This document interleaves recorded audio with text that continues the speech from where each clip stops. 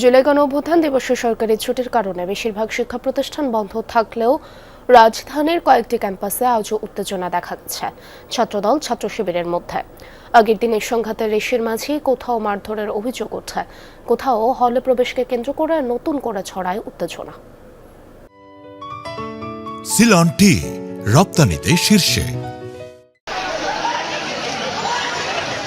রাজধানীতে মঙ্গলবার জগন্নাথ বিশ্ববিদ্যালয়, ঢাকা কলেজ ও আলিয়া মাদ্রাসায় ছাত্রদল ও ইসলামী ছাত্র শিবিরের নেতাকর্মীদের মধ্যে সংঘর্ষ হয়। জগন্নাথ বিশ্ববিদ্যালয়ে দুপুরে শুরু হওয়া সংঘর্ষ পরে ছড়িয়ে পড়ে বাকি দুই শিক্ষা প্রতিষ্ঠানে।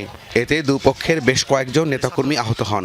রাতেই সংবাদ সম্মেলনে ছাত্র শিবিরের সভাপতি নুরুল ইসলাম সাদ্দাম অভিযোগ করেন, শিক্ষা প্রতিষ্ঠানগুলোতে ছাত্রদল ও যুবদলের ক্যাডারদের মাধ্যমে সুপরিকল্পিত হামলা চালানো হয়েছে। এরই মধ্যে জুলাই গণঅভ্যুত্থান দিবসে সরকারি ছুটির কারণে শিক্ষা প্রতিষ্ঠান বন্ধ থাকলেও তিতুমির কলেজে উত্তেজনা ছড়ায়। এনসিপির যুবশক্তির নেতাকর্মীদের অভিযোগ, তাদের মারধর করে ক্যাম্পাস থেকে বের করে দেয় ছাত্রদলের নেতাকর্মীরা।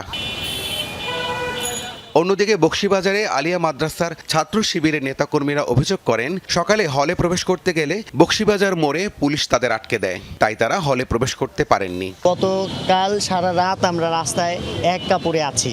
এখন আমাদের প্রশাসনও আমাদেরকে ঢুকতে দিচ্ছে না এবং পুলিশ প্রশাসনও আমাদেরকে ঢুকতে দিচ্ছে না। পুলিশ বলছে, আইন শৃঙ্খলা পরিস্থিতি স্বাভাবিক রাখতে তারা সতর্ক অবস্থানে রয়েছে। পরিস্থিতি পর্যবেক্ষণ করে প্রয়োজনীয় ব্যবস্থা নেওয়া হচ্ছে।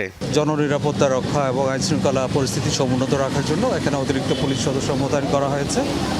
আমাদের নিয়ন্ত্রণে রয়েছে সম্পূর্ণ পরিস্থিতি। অপ্রীতিকর পরিস্থিতি এড়াতে রাজধানীর গুরুত্বপূর্ণ পয়েন্টে মোতায়েন রয়েছে বিপুল সংখ্যক আইন শৃঙ্খলা বাহিনীর সদস্য। রাব্বি সিদ্দিকী, যমুনা নিউজ, ঢাকা।